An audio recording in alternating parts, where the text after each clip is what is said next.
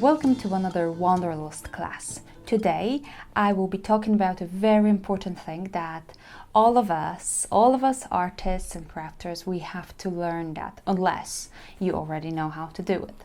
I will be talking about translating your inspiration into art. So basically turning what happened in your head and in your heart into what can happen on the paper or on a canvas. I based this lesson on my personal example of my own inspiration on Wuthering Heights, on the book by Bronte, the film, and the song by Paintbrush. So first I've seen the film, then I read the book, and I was very inspired already. I was inspired by the passion, the love, the characters, and the Wuthering Heights. The most really by Wuthering Heights, the nature, and the whole mood, I think, of the whole mood of the book, really. And that was pictured beautifully in the film with Ralph Fiennes. I haven't seen the older versions. I have to check that out. But for now, I have enough inspirations. Then I also Googled the name of the book, and I found a song by Paintbrush. I watched both versions of her video clip, and I got completely in my head. There were so many colors and visions and just ways I can create art based on that inspiration that already started growing there inside me. I knew the song by Paintbrush, but I never listened to it properly. I never focused on the lyrics, and I never knew that it actually is about Wuthering Heights.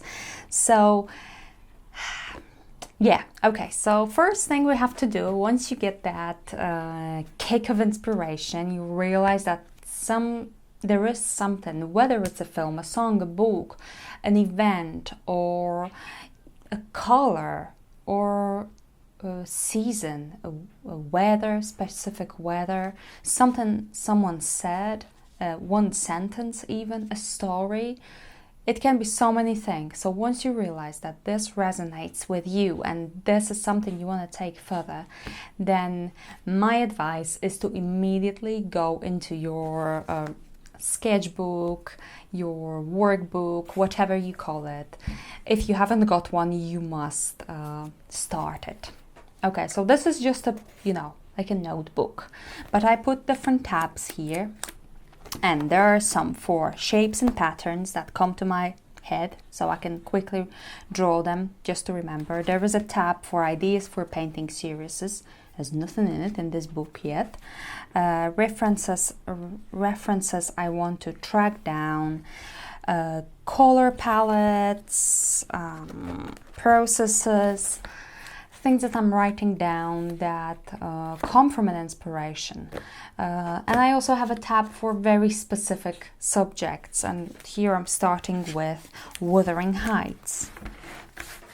So once you find this thing, go to your notes, go to your workbook, put the name of that thing, write it down, describe it, and then start your digging. What is it that inspires you? Write down words. This is not for someone to look at. This is for you to get that spark, really, and to take it a bit further. So I've written some quotes. There's so much happening in my brain. I'm not able to actually put it all on paper, but it is a starting point, and whatever it is, even if it's just the name of that film, that is sometimes enough. But you gotta go into your workbook. So I printed a picture of a place that inspired Bronte to write the novel.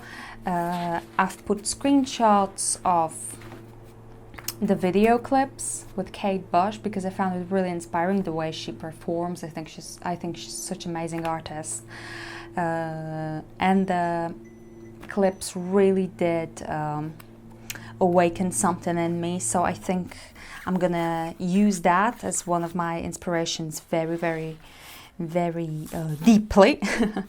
And also, very important thing are color palettes. So as soon as I got the inspiration, I could think about colors that really make me feel amazing in a way that, you know, I mean, very inspired. Colors that come with the film, really. And when you have those colors in mind, and you look in your drawer with your paints and you don't see these colors in the tubes, then of course you will want to mix some colors.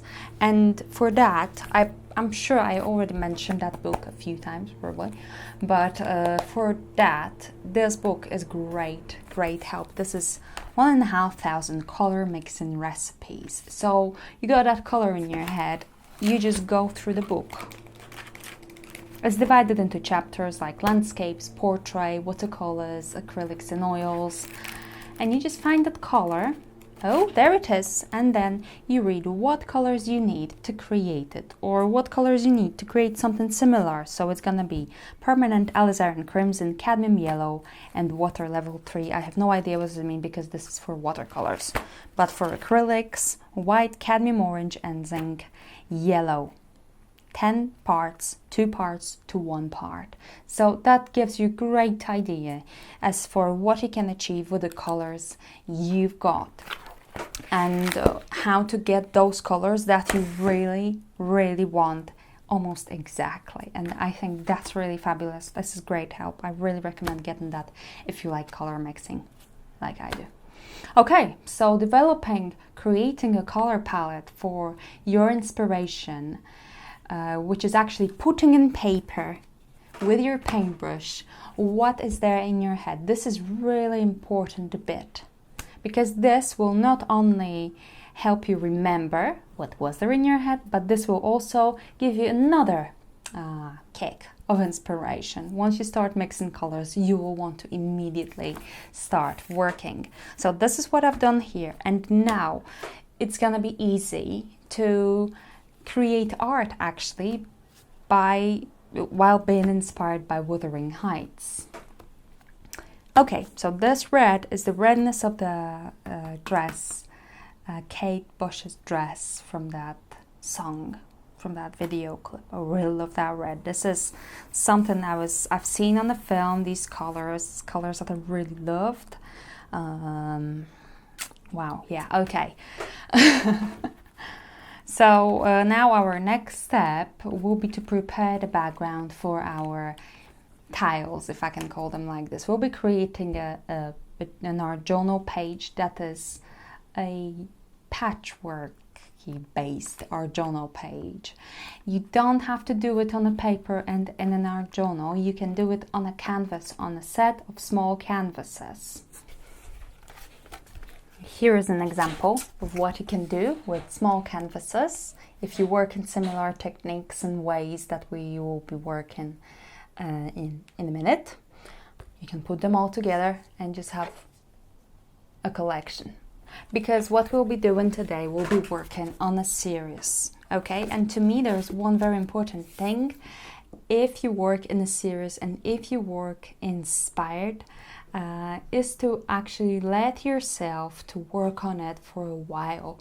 You don't have to necessarily sit down, start and finish in one evening. Yeah, you can do it over a few days or weeks or months, and this keeps your inspiration going, and this gives you that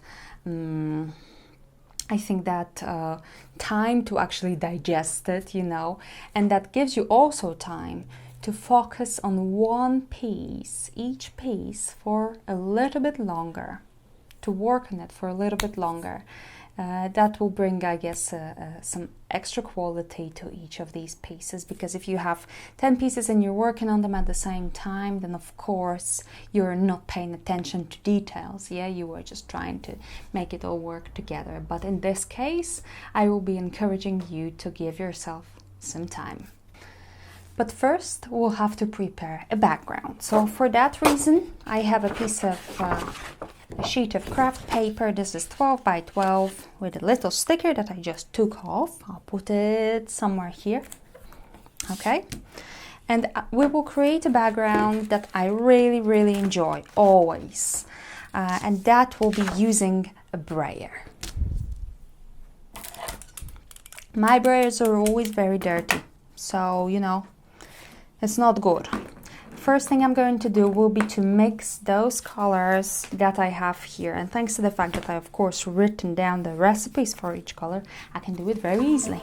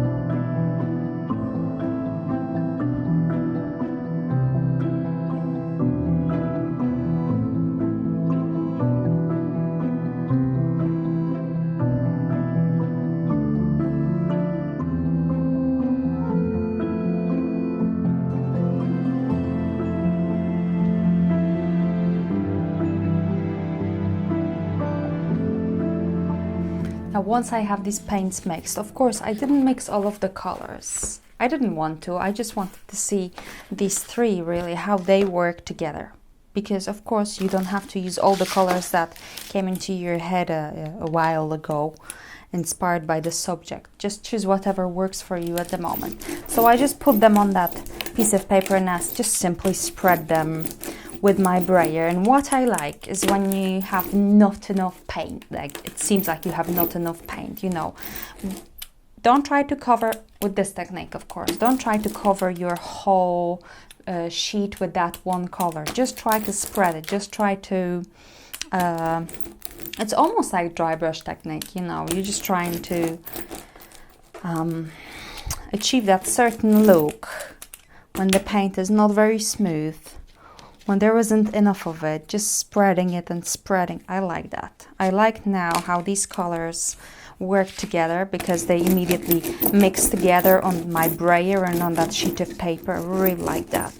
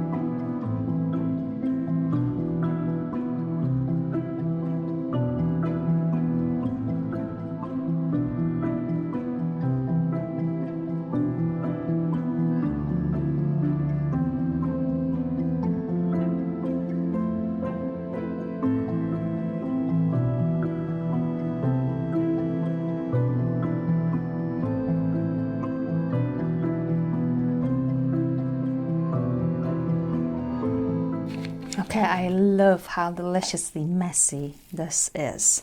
And now, thanks to the fact that we really stuck to just 3 colors, I guess, or 4. Now, thanks to that, we have quite a coherent background. Even though it feels messy, you know, it's just one piece that is pretty coherent, I think. And now this is your base for all your tiles, yeah? So you have that coherent background. So all of them will in a way go together because they are all made out of one piece. So all you have to do is to cut it into tiles. So I would suggest using a guillotine or a trimmer for it if you have one. If you haven't, then maybe just long scissors, because if they do have straight edges, it just looks neater later when you put them all together. I've prepared a few before. I'll do a few now. Of course, the size of them depends on the size of your art journal page. So my art journal is pretty small, to be honest. So I am keeping them small. But if it's about shape, please let them be very random. Some thin, some thick, some long, some short.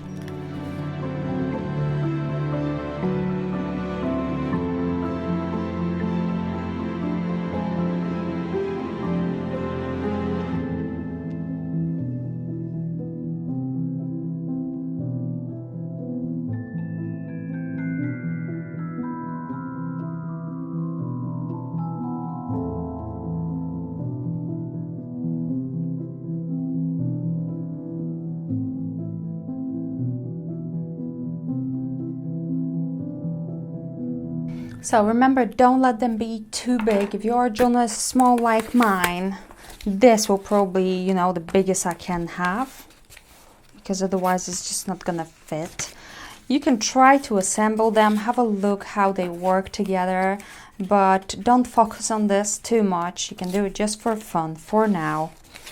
But once you've done that, you know, just take them off, close your art journal, and keep them on your desk for a while, okay?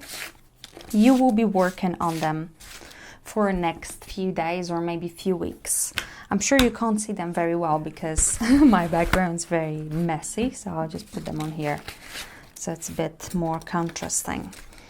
Okay, so you've got your tiles, you've got the base, the most important. Well, the most important is the inspiration in your book.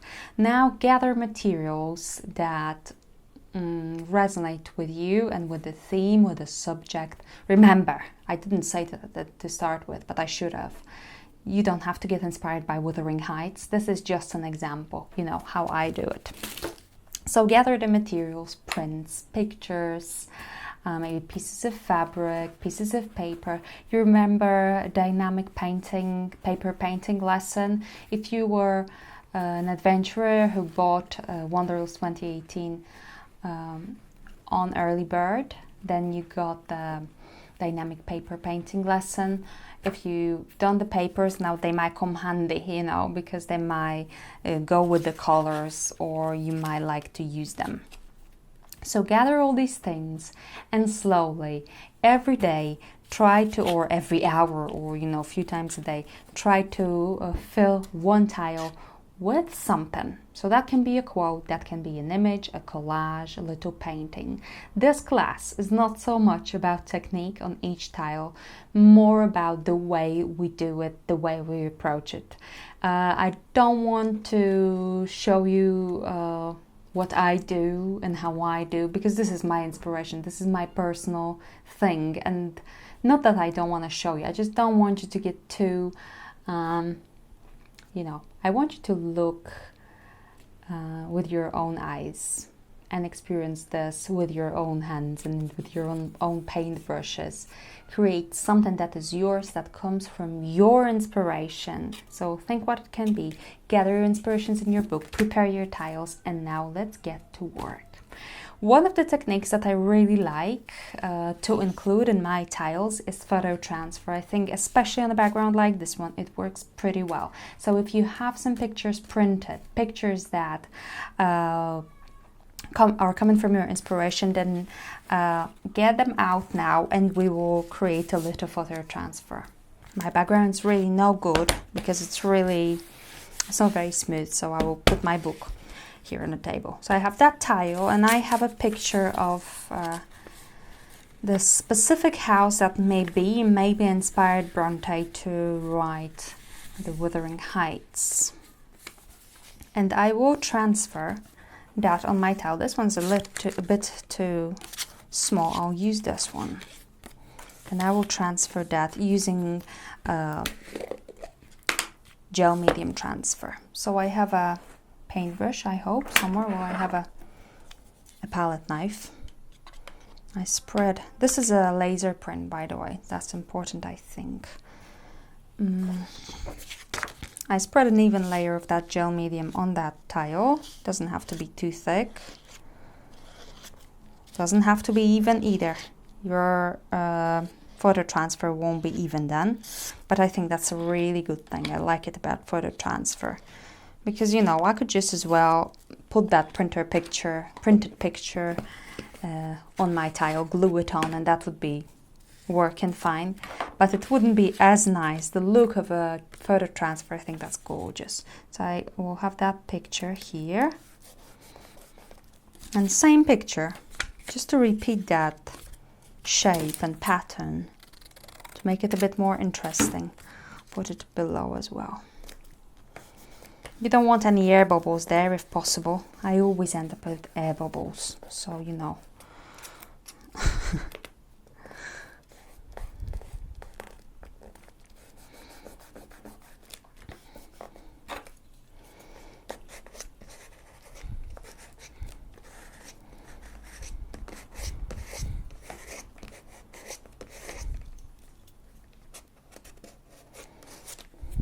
Okay, so we'll have to let it dry.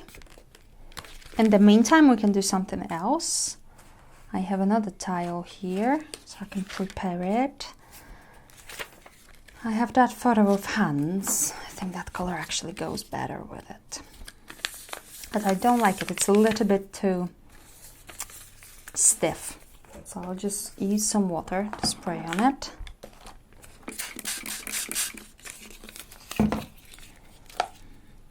It was a bit too perfect, you know. Don't like perfect stuff.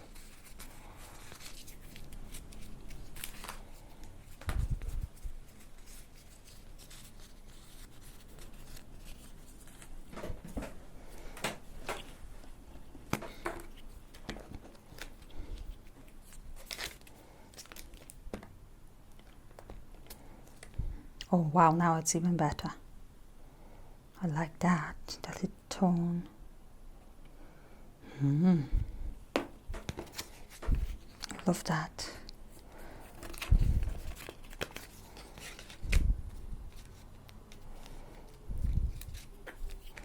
Oh, gorgeous.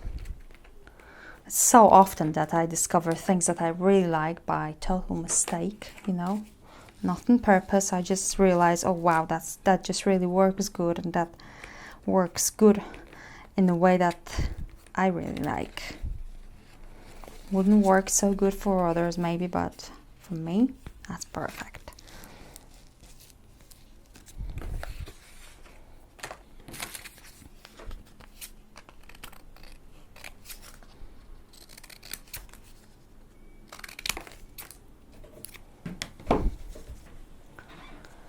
And for this one, I think maybe I will add some black paint with a dry brush technique.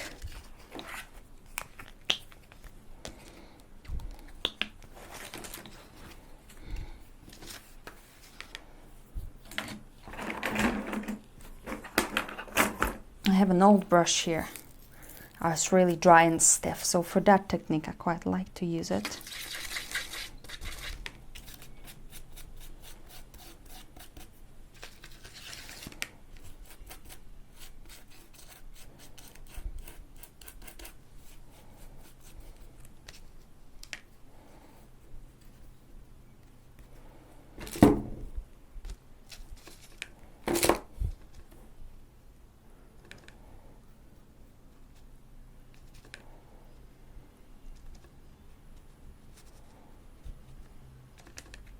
And when you're creating your tiles, when you're adding things to them, you can always keep an eye on your color palette that you prepared before, because that will help you keep it all very coherent and interesting.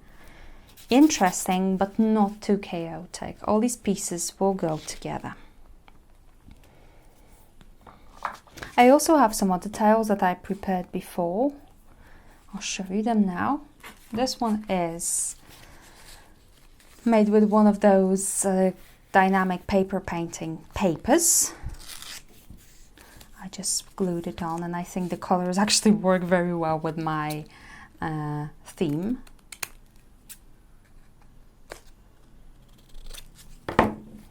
So that's one of them. Here I have another one. These are just collaged papers, really. Tile, a paper, and a nice resin paper stapled together. That just, you know, this is something that to me just works. I can't even explain. I think there's great difference between when you look at works by some artists and you see when an artist was really inspired, you know, when the subject that he was working or she was working with was really coming deeply from their soul and heart. I think you can see that very well on some pieces. And this is something that cannot be explained. I know this feeling of being inspired now really good, you know. I learned to recognize it when I feel inspired, and I know that I have to quickly do something about it. I don't want to let it go. So the more you work, the more you realize that you are inspired at the moment, and that this is very important, that this is very big, you know, if you are serious about what you're doing. Here's another tile. And another one, because I was working over a few days, I was paying attention to each one of them, you know. That is why I got them now. I'm just putting them together randomly. I also cut some pattern papers out just because they worked well, if it's about colors and the subject, and I thought maybe such small pieces will actually build a nice composition. So not all of it's got to be based on your prepared tiles, prepared before, but of course it can. I have some little elements, a tin of little thingies. Maybe some of them will be fine here. None of them. Maybe in this one. Oops.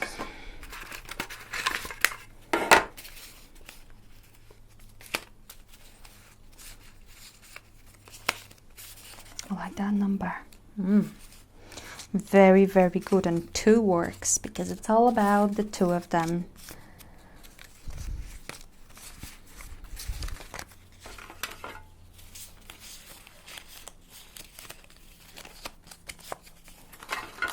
Okay, but I will have to do something to this too. I just can't leave it like that.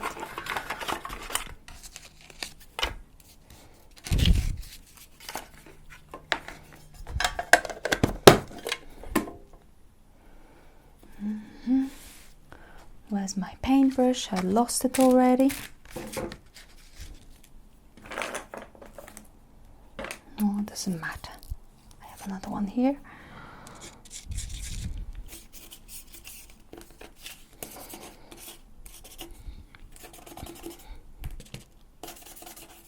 So old paintbrushes that actually got really stiff and went bad because you left them with glue on the bristle or something, they can be really useful for that technique.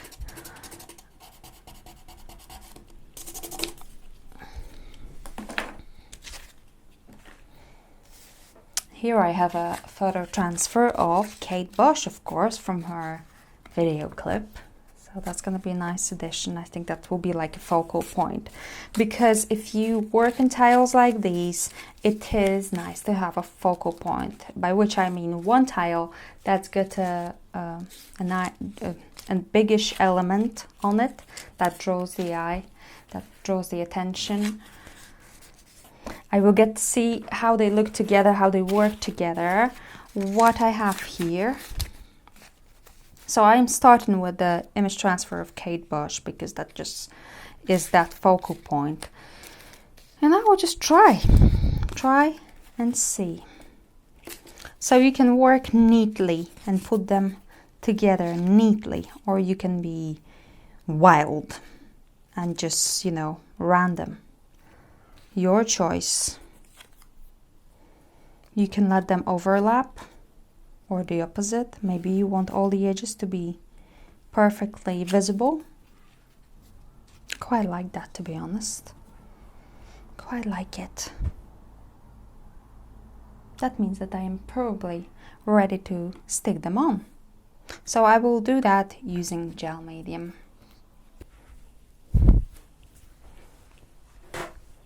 No, I changed my mind. I will use PVA glue because I think that's gonna work a bit faster, dry a bit faster.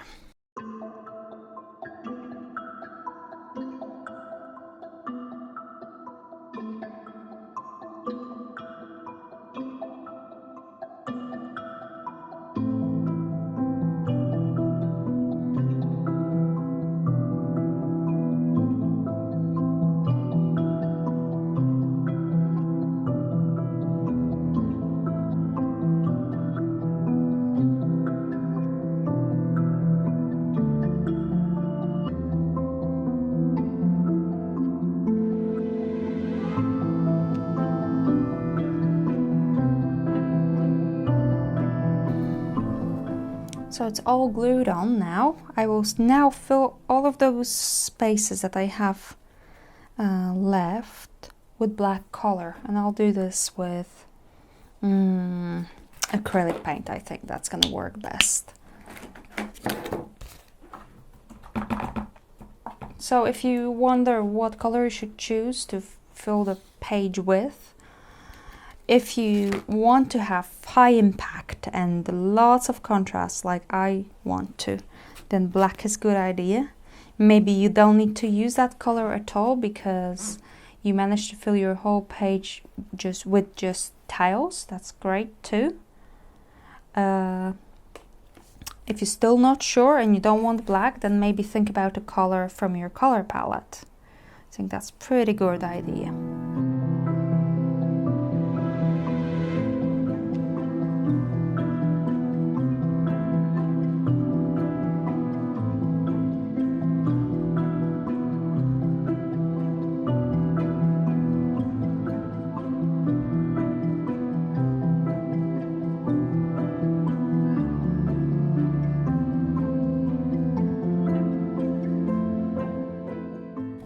Now to make that composition even fuller, you can add stamping on top, or you can add some ribbons.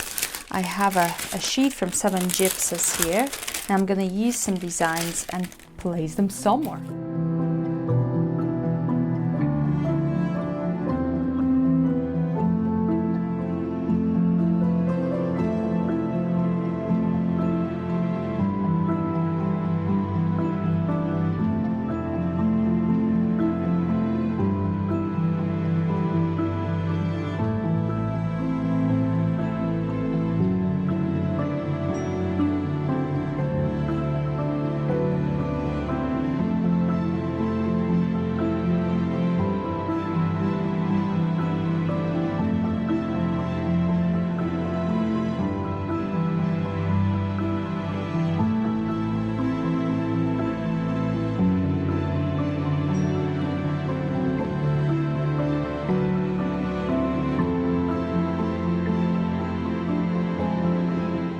Now to bring a bit more depth to some of those tiles, I'm just going to add an outline with charcoal.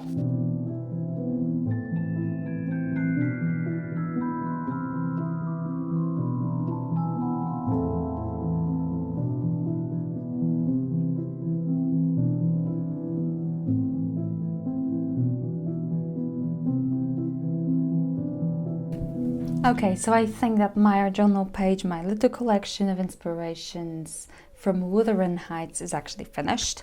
I really encourage you to play with little tiles, to let yourself work on them for a little longer than just one evening, and to gather your inspirations in your book. This is the way really you can translate them, by writing them down and then choosing and putting together elements that resonate with what you feel in your heart. Please remember about filling your journal with books and films. I have my book somewhere. The page, the spread for books I've read is getting full. The one for tickets is still empty. The one for films is pretty empty too. I just don't get time because I read so many books, I can't find it anyway. Good luck with that page, good luck with your collection. I can't wait to see your photos of your works in the thread below. Please share, please post. Thank you very, very much for watching and see you again soon.